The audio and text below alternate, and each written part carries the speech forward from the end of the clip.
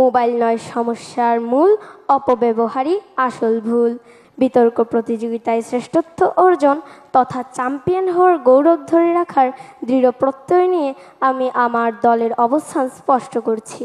আজ বিতর্কের বিষয় মোবাইল ফোন শিক্ষার সহায়ক নাকি আসক্তির বাহন। আমরা দৃঢ়ভাবে বিশ্বাস করি মোবাইল ফোন শিক্ষার সহায়ক। বিখ্যাত বিজ্ঞানী অ্যালবার্ট আইনস্টাইন বলেছিলেন, technological progress is like an axe in the hands of a pathological criminal. অর্থাৎ কুঠার দিয়ে যেমন গাছ কাটা যায় তেমনি কুঠার দিয়ে অপরাধও করা যায়, দোষ কুঠারের নয়। ঠিক তেমনি আমরা যদি সঠিক নির্দেশনা ও সচেতনতা পালন করে এর শিক্ষাগত ব্যবহার নিশ্চিত করতে পারি, তবে এটি আসক্তি নয়, বরং বিশ্বকে জানার সবচেয়ে বড় শিক্ষা সহায়ক। কবিগুরু রবীন্দ্রনাথ ঠাকুর বলেছিলেন, বিপুলা এ পৃথিবীর কতটুকু জানি, দেশে দেশে কত না নগর রাজধানী, মানুষের কত কীর্তি, কত নদী গিরি সিন্ধু মরু, অজানা রয়ে গেল কত তরু।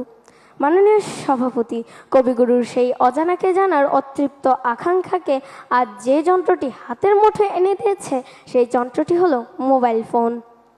এটি শিক্ষার বিরোধিতা করছে না, বরং এটি শিক্ষার একটি অপরিহার্য সহায়ক। বিশ্বের কোটি কোটি বই, গবেষণাপত্র এখন আর লাইব্রেরির সেই পুরানো আলমারিতে বন্দি নেই, তা বন্দি আছে শিক্ষার্থী হাতের সেই ছোট্ট স্ক্রিনে। এটা শুধু আমাদের প্রাতিষ্ঠানিক শিক্ষাই দিচ্ছে না, বরং ফ্রিল্যান্সিং, কোডিং ও নতুন ভাষা শেখার মাধ্যমে বেকারত্ব দূর করছে। না, আমরা যদি সঠিক নির্দেশনার মাধ্যমে এর শিক্ষাগত মান নিশ্চিত করতে পারি, তবে এটি একটি অপরিহার্য শিক্ষা সহায়ক এবং আমাদের মেধা বিকাশে এটি সবচেয়ে বড় হাতিয়ার হয়ে উঠবে। মাননীয় সভাপতি, অতীতে ক্লাসের ফাঁকে জানালার বাইরে তাকিয়ে থাকা, ডেস্কের নিচে কাটাকুটি খেলা ও বইয়ের নিচে গল্পের বই লুকিয়ে রেখে গল্পের বই পড়ার অভ্যাস কি ছিল না?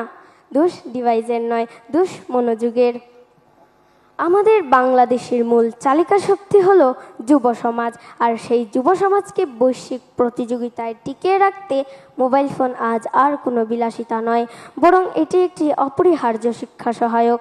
তাই পরিশেষে বলতে চাই, সঠিক, দায়িত্বশীল ও শিক্ষামুখী ব্যবহার নিশ্চিত করলে এটি আমাদের শিক্ষায় অত্যন্ত সহায়ক ভূমিকা পালন করবে। পরিশেষে বলতে চাই, মোবাইল নয় সমস্যার মূল, অপব্যবহারই আসল ভুল। ধন্যবাদ মাননীয় প্রধানমন্ত্রী, ধন্যবাদ উপস্থিত সবাইকে।